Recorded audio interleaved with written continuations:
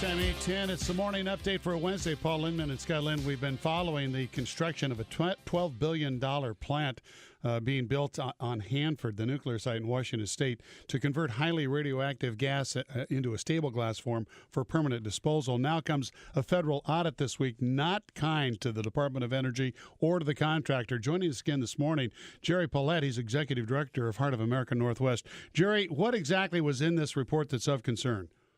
Well, thanks for having me on to talk about this, especially in 2 weeks. There's a public hearing May 16th at the Red Lion Jansen Beach in the evening. So what happened here is that for years, engineers and watchdog groups have been saying the Energy Department was installing inside the area of the plant that will never be entered by any human being because it'll be so radioactive, these mixing vessels that will break down and won't work, and then the plant won't work because it is in the center of the plant and it'll be so radioactive no human will ever be able to enter it. And the worst and saddest thing about the Energy Department's mismanagement here is that they gave the contractor a bonus for putting these inadequate, huge steel mixing vessels into this plant, and they didn't ask for the bonus back after it was determined that they were not of the quality that they were supposed to be. Now, the Energy Department stated this week that it's taken steps to improve the quality assurance and oversight. You say what? Well, this is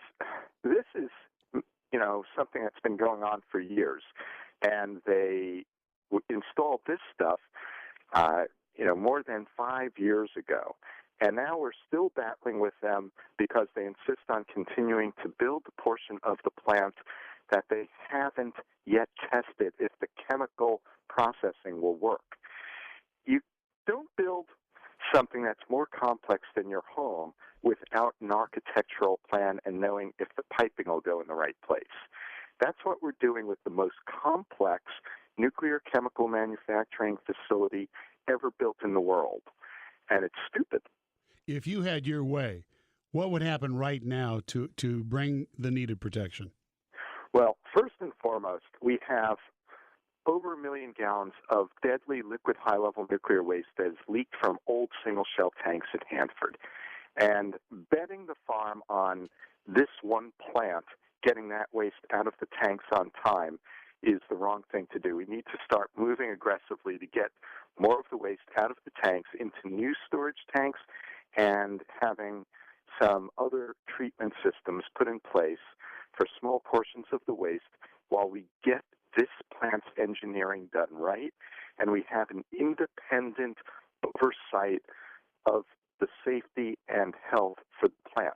The problem is the Energy Department has chosen to regulate itself, and it can't do it. Well, they've got a blueprint out, and the public hearing you mentioned on May 16th at the Red Lion Jansen Beach is for comment on the waste permit draft, 16,000 pages strong. Wow. I mean, yeah. What's critical in there? Well, it's what's not in there. It's kind of a joke because 16,000 pages, it's the most complex hazardous waste permit in the nation ever issued, which is appropriate because Hanford is the most contaminated area in the Western Hemisphere. So it's appropriate to have a huge permit. But what's really sad is in 16,000 pages, there isn't a provision that bars the Energy Department from going ahead with its plans to add even more waste to Hanford. They're planning on bringing in 30,000 truckloads of more radioactive waste to be buried. You can't clean up when you're adding more to the problem. And anything that goes into a landfill eventually leaks. So whatever they bring in will further contaminate the groundwater, and this permit should bar it.